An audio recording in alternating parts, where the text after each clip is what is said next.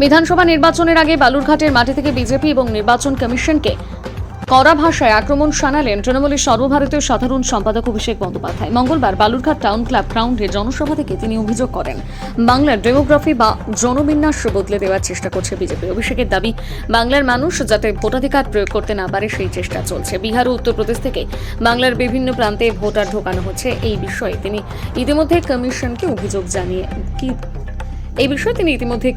অভিযোগ জানিয়েছেন বলে জানিয়েছেন।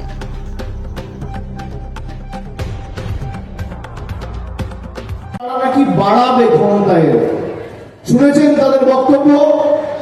শুনেছেন? আমি চ্যালেঞ্জ করছি, এখানে ক্যামেরা রয়েছে।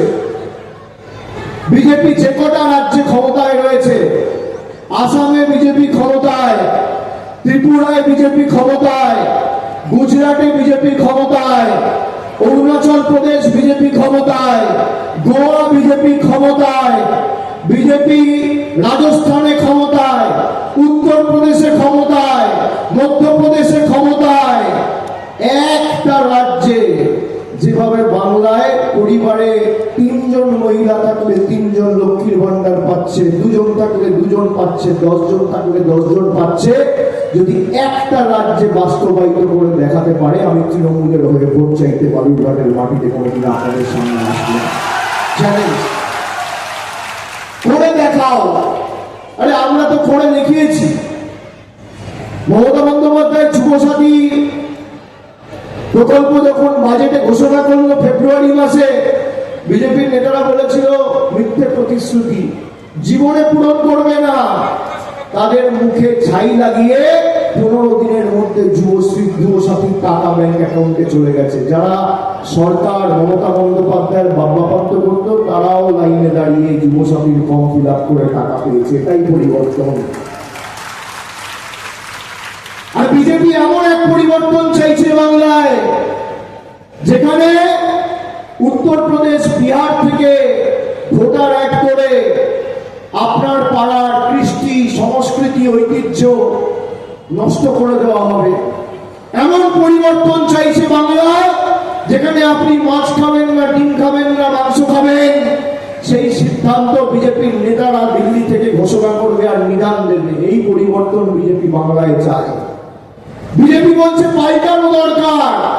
আপনি মানুষের জীবনে যদি ইতিবাচক পরিবর্তন আনতে চান, বাংলার 2 লক্ষ কোটি টাকা নরেন্দ্র মোদীর সরকার গায়ের জোরে আটকে রেখেছে, টাকা ছেড়ে দিন। তৃণমূল কংগ্রেস 291টা প্রার্থী থেকে প্রত্যাহার করে নেবে, নির্বাচনে অংশগ্রহণ করবে না। আপনি দেখি মানুষের জীবনে পরিবর্তন আনে।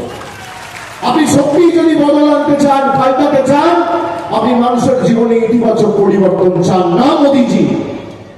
আপনি মানুষকে বঞ্চিত, অত্যাচারিত, অবহেলিত, নিপীড়িত, শোষিত করে রাখতে চান। সিপিএম বলতো এলোমেলো করে দেওয়া, লুটে পুটে খাই, আর বিজেপি বলে গরিব করে রেখে দেওয়া, ভোটটা যেন পাই। মমতা বন্দ্যোপাধ্যায় নারী ক্ষমতায়ন কি বাস্তবায়িত করে দেখিয়েছে লক্ষ্মীর ভান্ডারের মাধ্যমে। আজকে এই যে 32 লক্ষ পরিবারকে বাড়ির টাকা দিয়েছে, 1,20,000 টাকা, আমি চ্যালেঞ্জ করে যাচ্ছি, আপনাদের হাতে মোবাইল আছে, আমার কথা রেকর্ড করুন। যদি সুকান্ত মজুমদার প্রমাণ করতে পারে যে 5 বছরে গরিব মানুষের বাড়ির জন্য নরেন্দ্র মোদীর সরকার 1 টাকা দিল্লির সরকার দিয়েছে, 10 পয়সা দিয়েছে, আমি রাজনীতি করবো না, রাজনীতির আঙিনায় পা রাখবো না, চ্যালেঞ্জ করে যাচ্ছি।